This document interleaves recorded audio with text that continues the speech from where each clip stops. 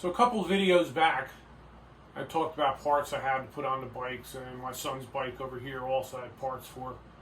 But I really don't like doing stuff until we get to the point where we're going to see a difference. So I think we're at that point. Me and my son been riding on the weeknights, and he's got a Shimano Tourney, regular Tourney derailleur on there. And that chain slaps so bad when he's behind me. I could tell how far back he is. I could hear it by the chain slap noise. And my original thought was I was going to put more gears on it for him, but I asked him how he likes the gear range, and he's pretty happy with it. And when I follow him, I could see he's running in the middle of the range. He's never in high or low. So the trails we're running, he's pretty happy with it. So I decided to keep the 8-speed for now. Maybe in the future we'll do something else. It's a 12 to 32 cassette on there. But what I am going to do is, this was pretty new not long ago. Everybody was doing videos on it. It's an Acolyte. It's a Microshift Acolyte derailleur. And it has a clutch on it. And I normally wouldn't spend money on an 8-speed, but you know, the thing is, it wasn't that much money. And a lot of people liked it. The only thing they didn't like was they said the shifter was a little bulky. But unfortunately, the shifter, you have to use the matching shifter with the derailleur. So we'll see how it goes, though. He had a Microshift shifter on here before, so I think he'll be okay with it. So what we're going to do is we're going to borrow something that I saw on Wolftick. Other people have probably done it, but we're going to do the drop test where we see how much chain slack we have, and then we're going to put the derailleur on, and then we're going to do the test again and see how much better it is with this derailleur setup.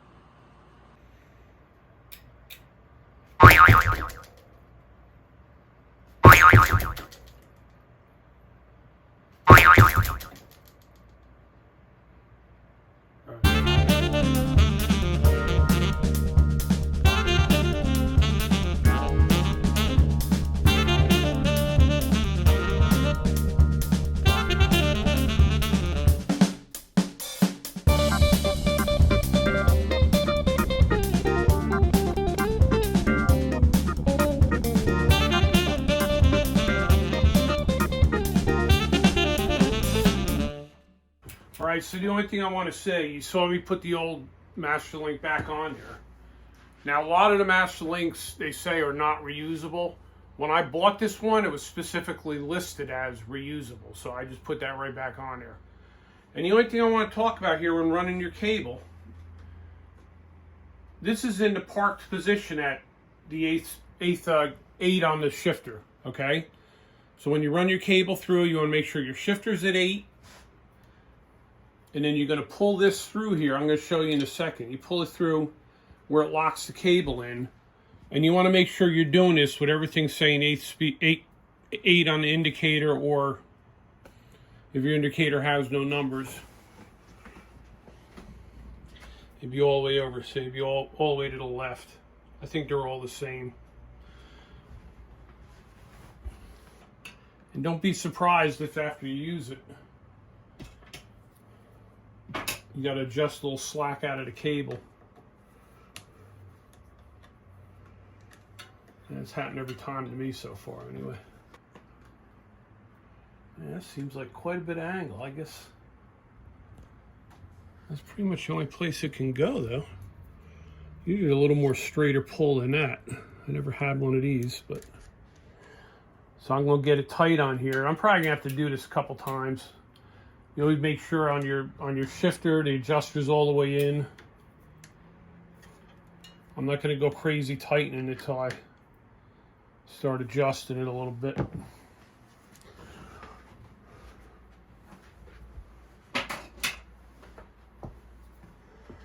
Let's temporary tighten this on there. I need to get some tethers and tie them maybe with these Allen keys. I drop them so much.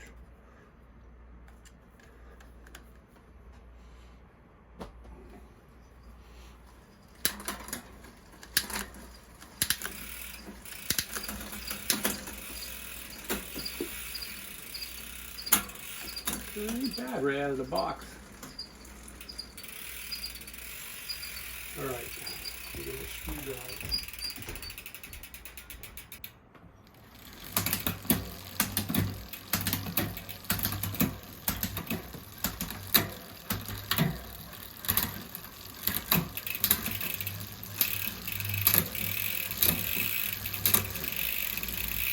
Good. All right, so it was shifting. You saw it did a double shift the one time because I didn't push the shifter far enough. But yeah, even no matter how tight I pulled this, I had to adjust a little at the shifter, and that happens sometimes. I have a feeling I'll be adjusting it again, the cable part. But I try not to do that, so I have a little bit of adjustment if we're out on a trail and we got to adjust it. But you'll notice this has a lot of gap between the derailleur. This the derailleur and the biggest chain wheel.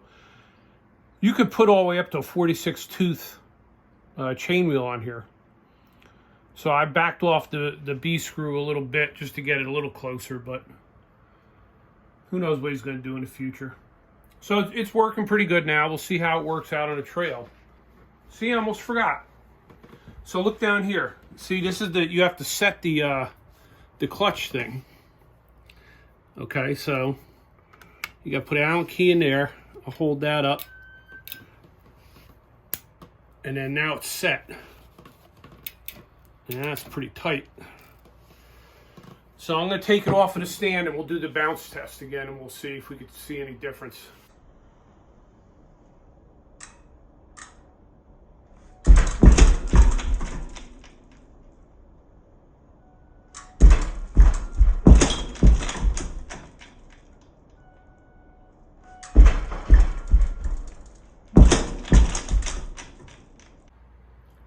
So you probably saw in that, you could see there's a big difference in the chain slap.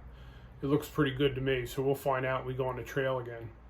And just so you know, I'm going to reuse that other derailleur. We're going to put that on the Kmart Kawasaki when I get around to it. Give that another gear. I have a screw-on freewheel, 8-speed I could put on for that. So, but guess what? In the future, you're going to be able to see some of our rides and see the trails we're going on. And we're going to show a little clip. We did a trial thing. I bought myself a little GoPro Hero 3.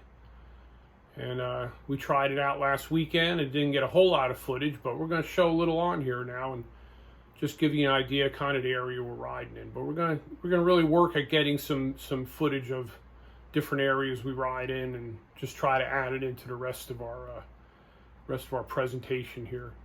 And by the way, I've been collecting parts for the new frame that you saw a couple segments ago. It's definitely going to be a mullet bike, 26 and a 27.5. Try and use many parts as I have without buying so much. So yeah, we'll go from there. So now we're gonna show some GoPro footage.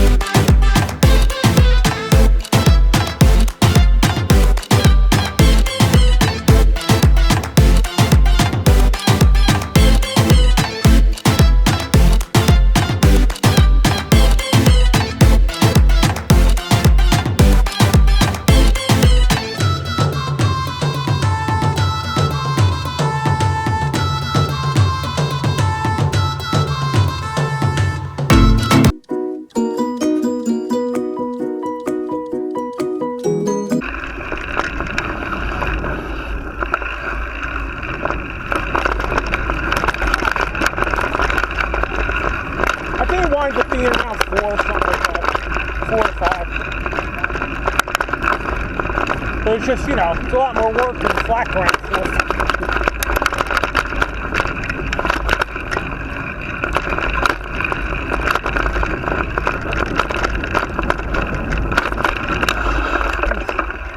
Overshot it.